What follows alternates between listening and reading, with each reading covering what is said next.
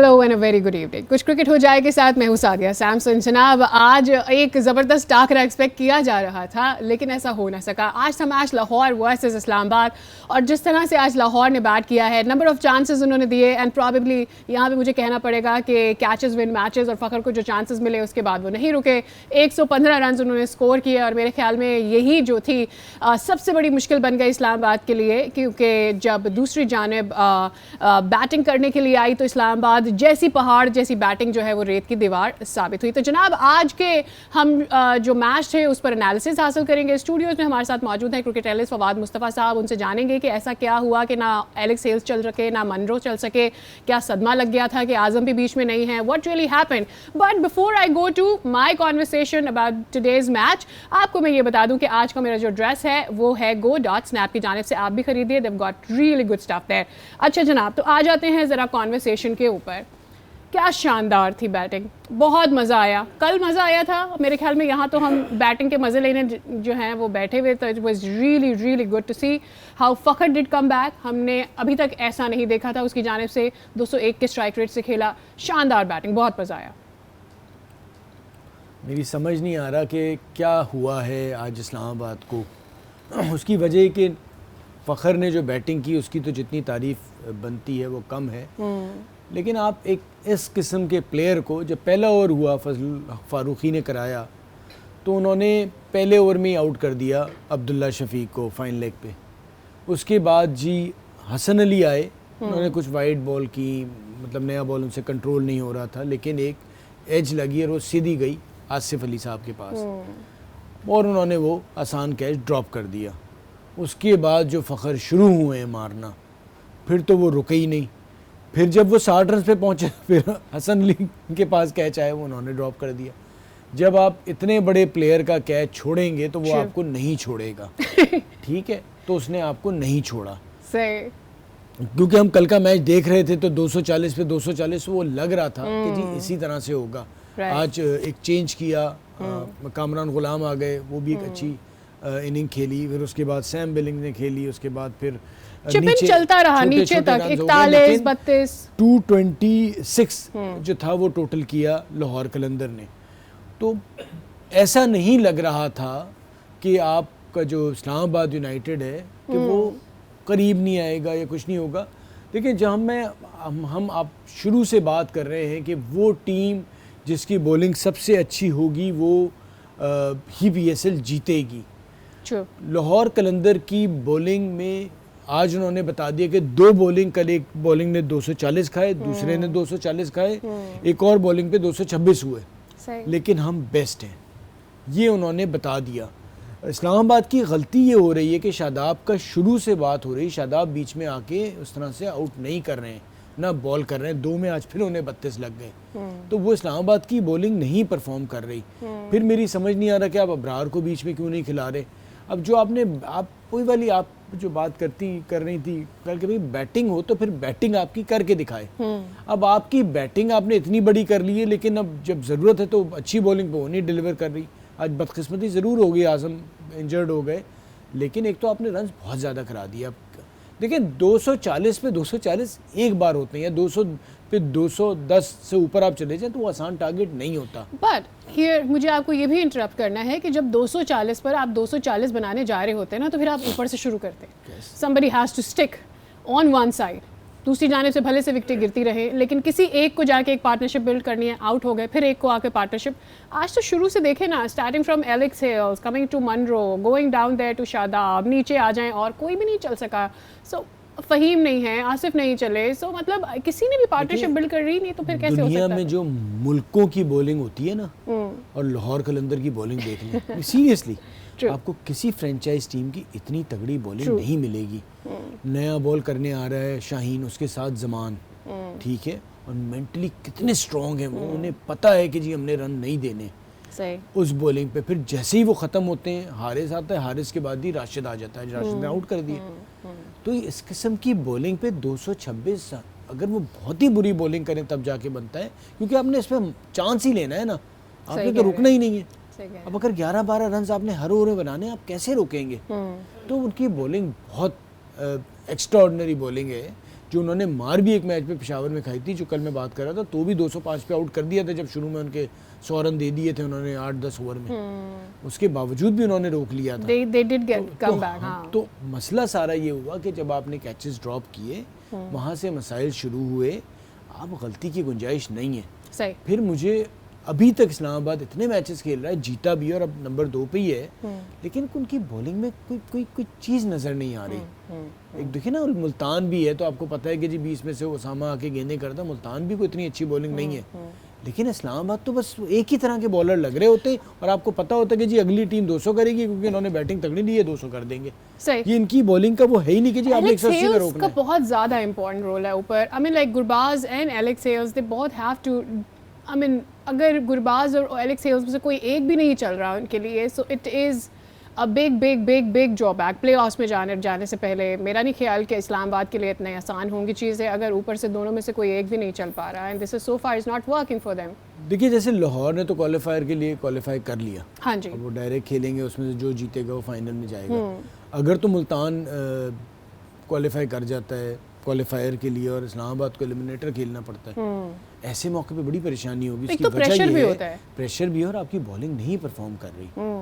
आपको बॉलर्स को अच्छा करना पड़ेगा। सही। आप कब तक, वही वाली बात है ना, हर मैच में 200 आप बनवाएंगे तो 200 बनाने आसान नहीं होते। और अगर आजम अनफिट हो गए, अभी तो पता नहीं है कि क्या उनकी चोट लगी है, कितना किस मैच के लिए अवेलेबल होंगे या नहीं होंगे, तो वो एक बहुत बड़ा प्रॉब्लम है क्योंकि वो एक प्लेयर था कि जो आपको यहाँ तक लेके आया, 3 मैचेस तो उसने जितवाए। राइट। अच्छा, आज शादाब ने भी बात करी and he was very clear about, probably will get time आगे चलकर तो हम उसकी बातचीत चलाएंगे भी on air, but he did say about it कि हमें बॉलिंग में मसला था, हमारी बॉलिंग इतनी ज़्यादा तगड़ी नहीं है जितनी कि लाहौर की है।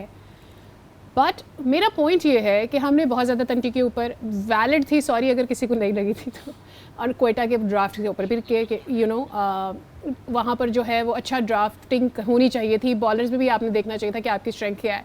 क्या ये एप्लीकेबल है इस्लामाबाद के लिए भी, इससे पहले कि वी गो कि शादाब ने एग्जैक्टली क्या कहा? अब आप शादाब आपका टॉप बॉलर है, आपके पास है, हसन अली एक अच्छा बॉलर है आपके पास है, आपके पास है, मोहम्मद वसीम पाकिस्तान खेलते हैं वो आपके पास हैं, फजल आ गए हैं अफगानिस्तान से, टॉम करन थे, फ़हीम थे। अब अगर आपके बॉलर अच्छे हैं, फ़हीम चले फिर मैं ऑलराउंडर, बाकी 3-4 तो है ना। अब ये अगर अच्छी बॉल नहीं कर रहे तो आप क्या कर सकते हैं? अब शादाब का कोई कहता था, हो ही नहीं सकता था कि हर मैच में 4 में 40 देगा, 50 देगा। बट आपको नहीं लगता कि उनको पेसर्स की कमी? देखिए अच्छे पेसर्स, देखिए पेसर्स तो फिर भी आप समझ लें, फिर इशू जो आ रहा है उनका, रोमान बीच में आता है, उनके पास भी नए बॉल का बॉलर नहीं है। सही। वसीम भी नए बॉल के बाद बॉल अच्छी करते हैं, हसन भी करते हैं। अब वो या तो फजल करा रहे हैं, उनके साथ रोमान को खिलाएं। अब ये भी देखना है कि रोमान को कितने मैचेस खिलाने हैं, कितना रेस्ट कराना है, क्योंकि उनके भी अपने फिटनेस मसाइल ज़रूर कि आगे चल के नुकसान ना हो जाए। राइट। तो ये आपका इशू सबसे बड़ा है कि नया बॉल का बॉलर अच्छा नहीं है आपके पास कोई। राइट। क्योंकि सर्कल में तो मार पड़ जाती है। मेरे ख्याल में अगली दफा इस्लामाबाद को सोचना होगा कि जिस स्टाइल से फिर वो खेलते हैं उसको डिफेंड करने के लिए आपके अबरार पास को ले आए ना आप। अबरार भी एक खेले, उसमें मार पड़ गई थी, लेकिन वो एक ऐसा प्लेयर है कि फर्क डाल सकता है ना। अभी जो आपकी बकेट में ऑप्शंस है, कम से कम उन्हें तो कंप्लीटली आप यूटिलाइज करें। वेल, इसके साथ ही मुझे आपको शादाब की गुफ्तगू सुनानी है, फिर उस पर मजीद तबसरा करेंगे। सुनिए क्या कहा उन्होंने। तो गुफ्तगू आपने सुनी, वही बात जो हम लोग कर रहे थे कि आपके पास वैसे तगड़े नहीं हैं बॉलर्स, और अगर आपको चाहिए बेसिकली तो चाहिए ये कि आप भले से कम रन बना रहे हो या ज़्यादा रन बना रहे हो, you need that start from there, जहाँ से आपके बॉलर्स वो इम्पैक्ट बॉलिंग कर सकें, कि प्रेशर बिल्ड हो सके। आई थिंक जो सबसे बड़ा मसला है ना, इस्लामाबाद वो लैक करता है कि वो इम्पैक्ट बॉलिंग शुरू में नहीं नज़र आती जब उनकी बॉलिंग का आगाज़ होता है। तो अच्छा, ये जब से PSL 8 शुरू हुआ, ये प्रॉब्लम इस्लामाबाद के साथ आ रहा है। रोमान शुरू में अच्छी बॉल कर देते हैं, लेकिन उनके साथ कोई तरह का बॉलर नहीं है, ठीक है। तो ये अगर मसाइल आपके अभी तक हल नहीं हुए तो आगे चल के कैसे हल होंगे? और अगर ये हल नहीं होंगे तो जो शादाब भी बात करें, 200 पे हर मैच में 200 नहीं बनता। तो आपको अब ये सोचना पड़ेगा कि क्या स्ट्रैटेजी बनाई जाए नए बॉल के लिए, कि चलें रोमान एक हैं कि उनको वापस लेके आया जाए, फजल भी बुरी बॉलें नहीं कर रहे थे, फिर आप उसको अबरार को बीच में देख सकते हैं। अगर शादाब इस तरह से मार खा रहे हैं, आपको थोड़ी बैटिंग कम करनी पड़ेगी। आप ठीक है, आप 8-9 नंबर तक आ जाएं। फिर आसिफ अली, देखिए आसिफ अली ने बीच में आके एक आध इनिंग वगैरह में किया है। बहुत से मैचेस में जब क्वालिटी बॉलिंग आ रही है तो वो नहीं परफॉर्म कर रहे। सही है। वो बाकी जो हल्की बॉलिंग पे कर, देखें बॉल बैटर वही माना जाता है कि जो इस किस्म की बॉलिंग पे आके रन करे। अगर वो नहीं करेगा तो आपने फाइनल में तो इसी किस्म की टीमों से और रिगार्डलेस आप अपना रोल तब प्ले करें जब आपकी ज़रूरत भी है। That is also what matters. कभी ऐसा भी होता है कि दूसरी जानिब की जो आज तो ऑब्वियसली आई मीन कौन ये बात करे कि लाहौर के पास तगड़ी बॉलिंग नहीं है, लेकिन at times there comes a situation जब आपकी तगड़ी बॉलिंग के अगेंस्ट ही नहीं बल्कि एक नॉर्मल बॉलिंग के, एक एवरेज बॉलिंग के अगेंस्ट भी आपकी टीम अच्छा नहीं कर रही होती, and at that very time जो नीचे के जितने भी बल्लेबाज होते हैं they have to produce what they are there for, right? और मेरे ख्याल में पिंच हिटर या हार्ड हिटर्स जो हैं उनका रोल होता है कि भाई आपकी टीम में यही किरदार है, and if you are not doing it, Ben Cutting वाली बात कर लेते हैं, if you are not playing the role that you been hired for, then what you good for. और ये देखें ना, आपके सीनियर तो आसिफ है ना, आजम से तो सीनियर है ना इस्लामाबाद में भी और इस क्रिकेट में भी, बट वो रोल वो नहीं प्ले कर रहा, तभी तो आजम ऊपर आके ज़्यादा, वरना तो फिर आसिफ आते, तो उन्हें अपना रोल तो प्ले करना होगा ना। इस्लामाबाद की बैटिंग को भी देखें, एक फ़हीम ने दिखाया, जिताया, फिर आजम जिताते रहे, ऊपर से उस तरह से एक मैच में गुरबाज चल गए, मनरो 2 मैचेस में चल गए, एलेक्स हेज नहीं चल रहे, शादाब बीच में एक आध छोटी इनिंग्स खेल रहे हैं, तो उनकी बैटिंग भी उस तरह से नहीं परफॉर्म कर रही। कुछ मैचेस में उन्होंने ठीक है 200 चेस भी कर लिया, कर भी लिया, लेकिन ओवरऑल बैटिंग बॉलिंग वो जो एक कहने जी चैंपियन लगने वाली लगे, couple of matches and one last match में तो आजम खान ने सिंगल हैंडेडली उनको बहुत ऊपर तक लेकर आ गए थे, और जिस नंबर पर वो आते हैं उस नंबर से शुरू करके 75 तक ले जाना, अपना स्कोर भी और टीम को भी साथ लेकर जाना। तीसरी रिस्पॉन्सिबिलिटी होती है पार्टनरशिप बिल्ड करना, और फिर एक मौके पर उन्होंने आहिस्ता खेलकर जब 30 रन बनाए थे तो वो स्लो भी अपनी गेम को लेकर चले, वेरिएशन आपको नजर आती है। ये सारी तारीफें आजम खान की करने के बाद सवाल ये पैदा होता है, ही इज़ अनफिट, आगे प्लेऑफ्स में दे नीड हिम, अभी तक इस नौयत का नहीं अंदाजा होगा कि कितनी ज़ोरदार लगी है, क्या होगा। So what do you think about it? देखिए उनकी शिद्दत से ज़रूरत होगी अगर वो नई झटका लगेगा इस्लामाबाद को, क्योंकि एक ऐसा प्लेयर जो आपको बीच में से आगे मैच जितवाता है और जो फ़र्क डाल देता है और वो फॉर्म में भी है, अगर वो आपको अगले मैच में ना मिले तो बहुत बड़ा नुकसान होगा। तो इस्लामाबाद के लिए तो ज़रूरी है कि आज़म अगले मैच के लिए अवेलेबल हो, उसके बाद प्ले ऑफ के लिए भी अवेलेबल हो, ताकि अगला मैच वो जीते तो कंफर्म हो जाएगा ना फिर क्वालिफायर के लिए, वरना हो सकता है कि मुल्तान भी इनके मुकाबले पे आ जाए। और ऐसा तो नहीं है कि उनके पास बल्लेबाज नहीं है, ऊपर से बल्लेबाज हैं, लेकिन जब आपका कोई भी बल्लेबाज नहीं चल रहा होता तो फिर आपकी आंखें उसी की तरफ लग जाती हैं जो आपको परफॉर्म करके दे रहा है। सो in that case Azam Khan की इस्लामाबाद यूनाइटेड को बहुत ज़्यादा ज़रूरत है, पता ये चले कि उनकी जो इंजरी है उसकी नौयत क्या है। यहाँ पे लेते हैं ब्रेक, वापस आएंगे तो मैच रिपोर्ट दिखाएंगे, मजीद भी आपसे बात करेंगे, हमारे साथ रहिए।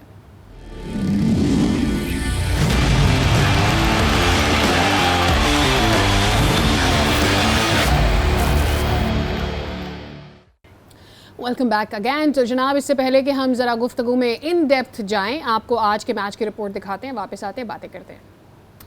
So that was the match report for you guys. अच्छा, अब आगे क्या होने जा रहा है, क्या लग रहा है, what exactly is going to be the situation further आगे वाले मैचेस में भी, और एक के इस्लामाबाद को और क्या करना होगा मज़ीद? देखिए इस्लामाबाद को अपनी बॉलिंग को बेहतर करना होगा, चाहे वो शादाब जैसे बात कर रहे हैं कि जी हमारी बॉलिंग अच्छी है, अगर अच्छी है तो उसको अच्छी बॉलिंग करनी पड़ेगी। सबसे इम्पॉर्टेंट ये है कि अगर आप इस तरह से गेम बॉलिंग करते रहेंगे तो आप जीतते तो नहीं PSL 8, अगर आपकी बॉलिंग बेहतर नहीं होगी, चाहे आपकी कितनी बड़ी बैटिंग हो आप, क्योंकि आपको लगातार 2 मैचेस कम से कम जीतने पड़ेंगे। जीतने से ज़्यादा इम्पोर्टेंट उनके लिए ये है कि वो फाइनल्स में कैसे जाएंगे, बिकॉज जिस तरह का one sided either they win, देखिए क्वालिफायर में ना भी जाए प्लेऑफ में तो चले गए ना, मैं एक मिसाल दे रहा हूँ। अब देखिए मुल्तान और पेशावर क्या करते हैं वो एक अलग बात है, फिर रन रेट पे बात अगर आ गई, वो दोनों अपने दोनों मैचेस जीत गए तब जाके 12 पॉइंट होंगे, तो 12 पॉइंट पे तो वो खड़े हैं, तो प्ले ऑफ में तो वो मौजूद हैं। क्वालिफायर में अगर पहुंच भी गए तो भी उन्हें इसी लाहौर की टीम से खेलना है, तो उसके लिए तो तैयारी करनी है ना, उससे पहले भी एक मैच है, लेकिन उसके लिए तो बेहतर करना होगा ना। जो जिस तरह से वो कर रहे हैं ये तरीका तो नहीं चलेगा, तो उनकी बॉलिंग को बेहतर करना पड़ेगा। और बैटिंग को भी देखिए, आपने नोट किया होगा एक बार 138 पे आउट हो गए, एक बार 90 पे आउट हो गए, एक बार 115 पे। यही कह रही हूँ कि यहाँ तो अच्छा है तो बहुत अच्छा है, वरना फिर कोलैप्स से तो टोटल कोलैप्स आपको नजर आता है, बिल्कुल गिर जाती है टीम, वन साइडेड हो जाता है मैच। बिल्कुल, देखिए हम लाहौर बाज़ वक़्त आज कामरान गुलाम भी थे, बीच में आपके किसी प्लेयर को आके थोड़ा सा लंबा भी करना चाहिए, थोड़ा सा तो खेलें आप, आती मार मार मार भैया, आप थोड़ा सा लंबा करें, शायद एक दूसरा बंदा जो है वो चल जाए। हर बंदा आते ही जो तेज़ शुरू हो जाता है, तो ये भी कोई तरीका नहीं, क्योंकि आप अगर लंबा करेंगे तो हो सकता है वो चेज़ कर जाएं, आप आगे तक जाएं, लेकिन आप तो चक्करों में होते हैं कि हर ओवर में 20-20 ले लें, ऐसा होता नहीं है। तो वो एक स्ट्रैटेजी ये भी देखें कि बीच में जो वो गलतियां कर रहे हैं कि जब दरमियान के ओवर्स में आ रहे हैं कि अगर आउट हो जाता है तो जो आदमी आता है तो वो ऐसा लगता है कि जी बस उसने 200 का स्ट्राइक रेट रखना है, उसके लिए भी टाइम लगता है। बीच में काज़म ने बड़ी अच्छी इनिंग्स खेली थी, अगर उस दिन वो यही हरकतें करते शायद वो मैच आप हार जाते हैं। तो ये एक तो ये बीच में आके बेहतर क्रिकेट खेलनी होगी।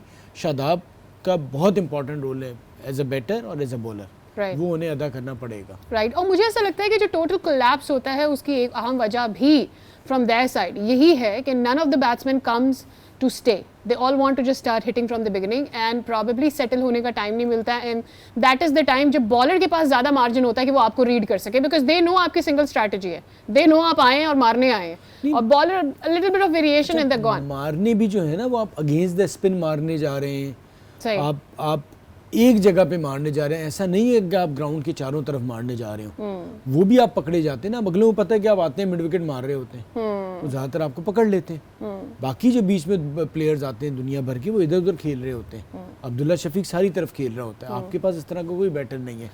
One thing that I have noticed in rest of the three teams, जहाँ तक पेशावर, मुल्तान, इंक्लूडिंग इस्लामाबाद, एक चीज़ आपको भी फील हुई होगी, वो ये कि वन साइड पर है लाहौर और बाकी जो तीनों की तीन टीमें हैं ये आपको बॉलिंग में स्ट्रगल करती हुई नजर आएंगी। अगर आप पेशावर की साइड देख लेते हैं, मुल्तान की साइड देख लेते हैं, and as well as Islamabad after watching them today as well. देखिए बॉलिंग में तो स्ट्रगल कर ही रहे हैं, साथ साथ अगर आप बैटिंग भी देखें ना तो कोई एक्स्ट्रा ऑर्डिनरी नहीं है। मगर इस्लामाबाद भी है, आप 3 बार आउट हो गए 150 के अंदर, 138, 90, आज 115, तो आप कितने 8 या 9 मैचेस में 3 तो ये हैं, इसके अलावा भी हैं। साथ साथ अगर आप मुल्तान की बात करें, मुल्तान का जो ड्रॉबैक आ रहा है कि जो उनके 3 बहुत तगड़े प्लेयर हैं जिनका नाम है डेविड मिलर, रायली रूसो और उसके साथ कैरन पोलार्ड, वो उन्हें बॉल ही नहीं मिल रही प्रॉपर।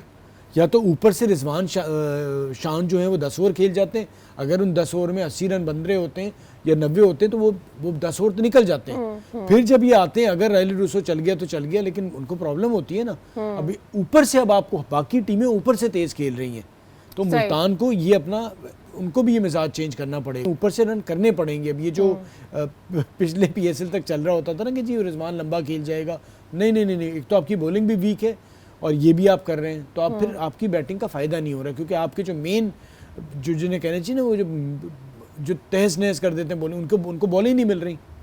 तो ये मुल्तान के साथ बॉलिंग का भी नुकसान हो रहा है और ये भी हो रहा है। और बॉलिंग तो मुझे नज़र आ रहा है कि बहुत ज़्यादा ढूंढना पड़ेगा PSL में आगे बॉलर्स को, क्योंकि बॉलर नज़र नहीं आ रहे किसी। डेफिनेटली, और अगर कंपैरिजन किया जाए मुल्तान सुल्तान का लास्ट ईयर की मुल्तान सुल्तान से, तो मुझे in my opinion weaker side नज़र आ रही है मुल्तान की जो पिछले साल थी उससे।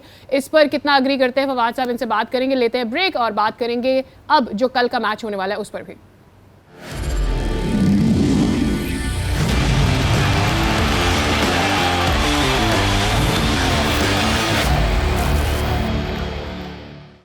Welcome back again. तो जनाब अब हमें बातें करनी हैं कि कल जो टीम 2 आमने सामने होंगी, that is Peshawar versus Multan Sultan, वो क्या स्ट्रैटेजी लेकर आएंगे। जिस तरह से कल 240 बनाकर भी पेशावर जो है वो अपना मैच नहीं जीत पाए और जेसन रॉय ने ना कुछ चने चबवाए, वो है। और दूसरी जानिब हम ये भी देख रहे हैं कि मुल्तान सुल्तान भी उतने ज़्यादा सक्सेसफुल नहीं रहे हैं, बट आज इस्लामाबाद जिन्होंने मुल्तान को हराया था उनका बुरा हाल था।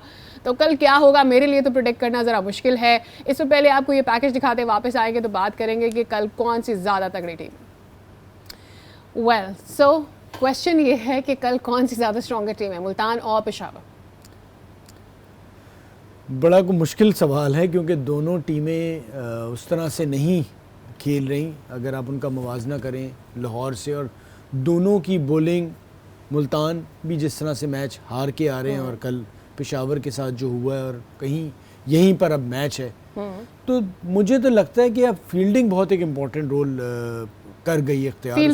फील्डिंग भी उसकी वजह ये है कि आज जो कैच छूटा है और उसके बाद से जो फ़र्क नज़र आ रहा है कि वो शायद अगर फ़खर का कैच हो जाता और 2 जल्दी आउट हो जाते, कतई तौर पे इतने रन्स नहीं बनते। सही। तो वो एक बहुत इम्पॉर्टेंट चीज़ है। प्लस ये है कि मुल्तान भी आप देखें तो उनके एहसान उल्लाह पे बहुत ज़्यादा डिपेंड कर रहे हैं वो, कि एक वो बॉलर आता है जो बीच में आउट कर जाता है या रन रोक लेता है, लेकिन उसके अलावा इलियास भी स्ट्रगल कर रहे हैं। समीन गुल शुरू में खेले थे, फिर वो बैठ गए, फिर इलियास आ गए, उन्होंने 18 रन जिस तरह से उनको पड़ गए। साथ साथ आपके अब्बास अफरीदी भी एक मैच आपको बड़ा 26 रन के ऊपर था, वो बचा गए, ठीक कर रहे हैं। लेकिन ये वो वाले बॉलर नहीं है जैसे आप लाहौर का देखते हैं ना, कि आपको पता हो कि जी ये बचा लेंगे। उसामा फिर भी बेहतर गेंदें कर रहे हैं बीच में आके। तो मुल्तान की बॉलिंग भी स्ट्रगल कर रही है, पेशावर को कल मार पड़ गई। पेशावर बुरा नहीं कर रहा था, अरशद बहुत अच्छी गेंदें कर रहे थे, वहाब भी ठीक थे, ज़्यादा मसले नहीं थे, इवन मुजीब उनको भी मार पड़ गई। और दोनों टीमों के लिए मैच इंपॉर्टेंट इसलिए है कि ये अब प्ले ऑफ के लिए जो भी जीतेगा कल क्वालिफाई कर जाएगा। और आगे कोशिश यही है इनकी कि जी आप 12 पॉइंट लें, और अगर इस्लामाबाद अपना आखिरी मैच हार जाती है तो जो भी क्वालिफायर के लिए टीम क्वालिफाई करेगी तो वो रन रेट पे बात आएगी। मुझे कुछ लग रहा है पेशावर ज़्यादा बेहतर नज़र आ रही है फॉर्म में, जिस तरह से वो रन करते हुए आए। देखना ये है कि एहसानुल्लाह जब गेंद करेंगे तो जो टॉप 2 परफॉर्मर हैं, साइम, बाबर आजम पिछले मैच के, वो कैसे खेलते हैं, टॉम कॉलर कैडमोर वो बहुत ज़बरदस्त प्लेयर हैं। तो पेशावर बेहतर नज़र आ रही है। अब जाके थोड़ी, अगर शुरू में आप बात करती तो जिस वक्त मुल्तान को पेशावर ज़ल्मी को हराया था, उस वक्त एक बेहतर टीम के तौर पे आ रहे थे। अब जब से उनकी बॉलिंग एक 18 रन पड़े ना, एक प्रेशर बढ़ जाता है आपके ऊपर। तो मुझे एक तो लगता है कि जी जो टॉस जीतेगा उसका भी एक बड़ा इम्पोर्टेंट वो रहेगा, क्योंकि लाहौर की बॉलिंग हटा दें, ज़्यादातर टीमें कोशिश करेंगी कि चेस करें, तो टॉस जीतने वाली टीम चेस करेगी, साथ साथ बॉलिंग जो बेहतर करेगी वही टीम अब बच पाएगी। मुझे पेशावर ज़ल्मी ज़्यादा बेहतर लग रही है। Right, do you think any of the teams, I don't think so Peshawar are going to make any changes still, because match बेशक कल का वो हार गए थे, but the way they played, और सबसे अच्छी बात उनके लिए ये है कि Babar Azam has got the form that he was very much needed for. Peshawar के लिए उनका फॉर्म वापस आना ज़ाहिर बहुत इम्पॉर्टेंट था, विच दे गॉट। अब आपको लग रहा है कि कल चेंजेस होंगे दोनों टीमों में से किसी पर? देखिए, मुल्तान में हो सकता है कि समीन गुल वापस आ जाएं, ओके, इलियास की जगह, ये एक पॉसिबिलिटी है। मुल्तान का देखिए एक चीज़ बहुत ज़रूरी होगी अगर मुल्तान ने मैच कल जीतना है तो वो ये है कि शान या रिजवान को शुरू से तेज़ खेलना पड़ेगा। वो फ़ायदा नहीं उठा रहे मिलर का। अगर इस तरह से मुल्तान खेल जाए और ये जो 220-30 रन हो जाएं, आसान पेशावर के लिए भी दोबारा हर बारी देखें 230 बनाना आसान नहीं होता। और ये जिस किस्म की बॉलिंग है मुल्तान की या पेशावर की, जो भी पहली बारी करेगा उसे 210, 220 करना पड़ेगा, क्योंकि 200 तो बन जाएंगे, आप आसानी से नहीं रोक पाएंगे। तो अब यही देखना है कि मुल्तान किस तरह से खेलता है। शान को या तो तेज खेलना पड़ेगा या रिजवान को, आप अगर आप फायदा उठाना चाहते हैं अपने 3 players. In my opinion Peshawar कल पूरी कोशिश करेगा कि अगर वो चेस कर रहे हैं तो वो ज़्यादा से ज़्यादा रिजवान को और शान को रिस्ट्रिक्ट कर सकें कि ऊपर के जितने ओवर्स जो हैं वो गुजर जाएं, ताकि वो उतना स्कोर ना कर सके। बिकॉज नीचे आके मैंने देखा है कि मुल्तान के साथ हो ये रहा है कि ऊपर से इतने ज़्यादा ओवर्स ऑलरेडी दोनों प्लेयर्स ले लेते हैं कि नीचे वालों को खुल के मौका नहीं मिलता है अपना गेम प्ले करने का। और जो भी टीम आ रही है वो आई हैव फेल्ट इज कि मुल्तान के पास यही स्ट्रैटेजी है कि ठीक है, रिजवान अपना गेम खेलता है, रिस्ट्रिक्ट देम, ताकि वो स्लोली एंड ग्रेजुअली रन करते रहें, पीछे ओवर्स इतने नहीं बचते, so they can't really go for back. अच्छा, ये जानबूझ के तो शायद पेशावर ना करे, सही, ऐसा होता नहीं है, क्योंकि but you can be hopeful for the quality bowling. लेकिन मसला ये है कि मुल्तान जो है ना वो बड़ा सुकून से खेल रहा था। मुल्तान को अपना खेलने का अंदाज शुरू के दोनों ओपनर्स को बेहतर करना पड़ेगा, तेज़ खेलना पड़ेगा। लेकिन आप बात सही कह रही हैं, अभी तक तो ऐसा हुआ नहीं। बीच के एक आध मैच था जिसमें शान थोड़ा तेज़ खेले, लेकिन अब इन्हें कोशिश करनी पड़ेगी कि अब जो जिस तरह से क्रिकेट खेली जा रही है इसी तरह से खेलनी पड़ेगी। आप देखें ना, बाकी जो फ़र्क नज़र आ रहा है वो यही आ रहा है कि मुल्तान के भी दोनों ओपनर्स जो उतना तेज़ नहीं खेल रहे जितना तेज़ बाकी टीमों के ओपनर्स खेल रहे हैं। तो वो एक चेंज आनी होगी। बाबर को देखें, साइम ने ओपन किया था उस दिन, एक और एडवांटेज ये था कि साइम बहुत तेज़ शुरू में खेले थे, बाबर ने बाद में ज्वाइन कर लिया, उतना ही तेज़ बाद में खेलना शुरू किया, लेकिन साइम ने गेंद पलट दी थी। अगर तो साइम आउट हो जाते हैं और हारिस भी जल्दी चले जाते हैं तो फिर बाबर किस तरह खेलेंगे। तो उनका भी एक ये थोड़ा सा कमज़ोर एक एरिया है कि वो बाबर टाइम लेता है। अगर साइम जल्दी आउट हो जाए तो उनके साथ भी मसाइल है। हमारे शो का वक्त हो गया है ख़त्म, लेकिन आई हैड अ क्वेश्चन कि कल जब सेंचुरी हुई थी तो बाबर ने 80 रन तक बहुत तेज़ खेला था, फिर आके वो बाद में स्लो हो गए थे, which was unusual of Babar. ऐसा होता नहीं है यूजुअली। तो उस पर अब कल के शो में हम बात करेंगे, बिकॉज ऑब्वियसली पेशावर का मैच ही है। So we definitely going to be discussing कि 40 गेंदों पर बाबर ने किस तरह से 80 बनाए, फिर 20 गेंदें उनको लग गई 20 रन मजीद बनाने में। How did that happen for him? Obviously you need a player to really be the fighter for the team and that we couldn't see from Babar Azam. इसके साथ ही मुझे अपने शो को करना है ख़त्म। कल मुलाकात होगी तो इस मौजू पर हम ज़रूरी बात करेंगे। तब तक के लिए हम दोनों को दीजिए इजाज़त। बाय बाय, से